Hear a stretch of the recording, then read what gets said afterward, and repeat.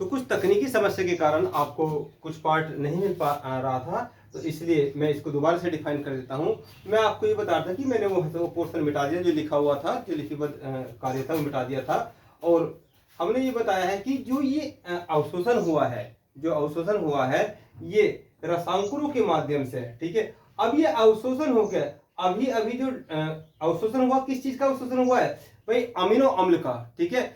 जो प्रोटीन है, जो प्रोटीन का डाइजेशन होकर क्या बना? अमीनो अम्ल बना। तो अमीनो अम्ल कहाँ जाएगा? अमीनो अम्ल जाएगा किसके पास?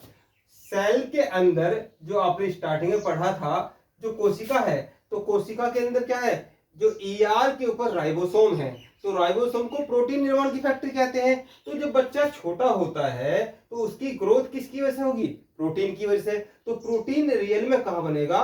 वो राइबोसोम के अंदर बनेगा। और उसके लिए कच्चा माल क्या चाहिए? अमीनो अम्ल चाहिए।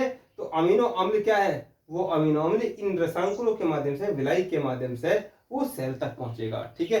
तभी बॉडी ग्रो करेगी। अगला जो बिंदु हमने बताया था, अगला बिंदु है कि इन विलायक के माध्यम से, इन रसायनों के माध्यम से जो डाइजेशन में कार्बोहाइड्रेट का डाइजेशन होकर क्या बन गया? ग्लूकोज। तो वो ग्लूकोज इन विलायक के माध्यम से कहां पहुंचेगा? वो सेल के अंदर माइटोकॉन्ड्रिया पहुंचेगा। कहां पहुंचेगा? माइटोकॉन्ड्रिया पहुंचेगा। वहीं नोस्टल कैविटी से जो हवा आई है, उस हवा में से बहुत सारा पार्ट है, उस हवा में से फेफड़ों के माध्यम से, ठीक है, फेफड़ों के माध्यम से क्या पहुंचेगा? ऑक्सीजन पहुंचेगी। वो भी क्या है? वो भी ब्लड के माध्यम से माइटोकॉन्ड्रिया के पास पहुंचेगी। वहां क्रिस्टी पर प्रोसेस होकर क्या बनेगा? एटीपी बनेगा। उस एटीपी का यूज ही ये और ये क्या काम करेंगे? दैनिक कार्य को संपन्न करने के लिए करेंगे, जो इनकी ऊर्जा है, ठीक है। तो इस प्रकार से जो भोजन हमने करा था, जो भोजन करा था, वो भोजन क्या हुआ? वो भोजन केवल मल मूत्र के त्याग के रूप में त्यागने के नहीं, बॉडी की ग्रोथ के लिए, दैनिक कार्यों को समापन के लिए किया जाता है। तो इस प्रकार से हमने अवशोषण को भी समझा। आज की क्लास में हमने किस चीज को समझा? आज की क्लास में हमने जो स्टार्टिंग किया था वो आंतरस से स्टार्ट किया था। इससे पहले मैं आपको अग्नाशय रस और पित्तरस को समझा चुका हूं।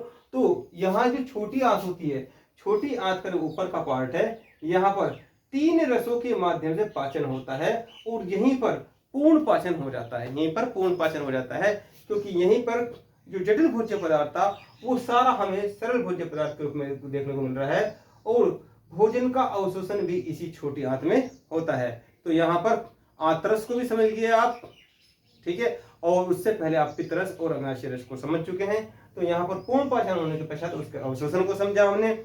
और अवशोषण को समझने के पश्चात अब चलेंगे जो अवशिष्ट पदार्थ है, जो मल, और वो मल कैसे बड़ी आंत में वो आउट होगा। तो इसके पश्चात हम लास्ट पार्ट की तरफ मूव करेंगे, बड़ी आंत की तरफ, जो डाइजेशन का, आहार नाल का अंतिम पॉइंट है। सीकेम, कोलन और रेक्टम का अलग अलग पॉइंट समझेंगे। इससे पहले मैं आपको इनके तीनों भागों पर चर्चा कर चुका हूं, ठीक है। तो यदि कोई बात आपकी ऐसी है जो समझ में ना आई हो, तो आप मेरे उस नंबर पे जो मैंने आपको दिया हुआ है आप कॉल भी कर लेना, ठीक है। तो 84 49 30 40 62 नंबर पर, ठीक है। कोई दिक्कत हो तो बताना। ये 49, ठीक है। ठीक है, मिलते हैं नेक्स्ट सेशन में। ये छोटा सा पार्ट था जो कि अधूरा रह गया था, टेक्निकल समस्या के कारण आपको पूरा नहीं जा पा रहा था, तो ये अलग से शूट कर दिया गया है। धन्यवाद।